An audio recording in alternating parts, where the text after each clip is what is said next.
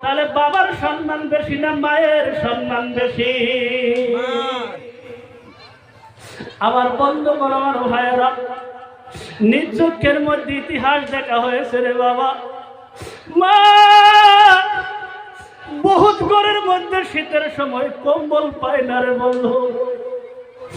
লক্ষ লক্ষ টাকা আমরা জোগাড় করতে পারি, কিন্তু জনম দক্ষিণী মাকে যে একটা আমরা কম্বল এনে দেব, এই ক্ষমতা আমাদের হয় না। কোথায় আমরা দোষ করেছি রে বাবা? কোথায় আমরা দোষ করে ফেললাম? জনম দক্ষিণী মা, আমরা যত অপরাধ করি রে বাবা, বাবা কিন্তু ধমকি দেয়, দরদের মা কোনদিন ধমকি দেয় না। মা বলে সন্তানের সাথে কোনো ব্যবহার করবেন না রে বাজার। মায়ের সন্তানের কথা বলে আর বাবা এখানে ধমকি দেয়। আল্লাহ রসুল বলেছেন, আমার বন্ধুরে তোমরা মার খেদমত করো।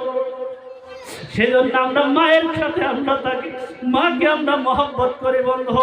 আল্লাহ নবী বলে, মার যারা খেদমত করবে রে বন্ধু, মা যদি সন্তানের জন্য দোয়া করে, মা যদি সন্তানের জন্য দোয়া করে, আল্লাহ আমার সন্তানকে তুমি ফকির বানাইয়া দাও, আল্লাহর কসম, মা যদি খারাপ পায়, যদি সন্তানের জন্য এই বর দোয়া করে, এটা কবুল করে দেবে কি? একটু জোরে বলে।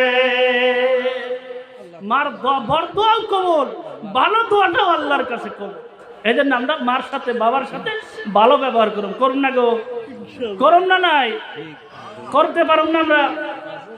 আমার বন্ধুগণ, আমরা একটা কথা লক্ষ্য করি রে বন্ধু, যারা আমরা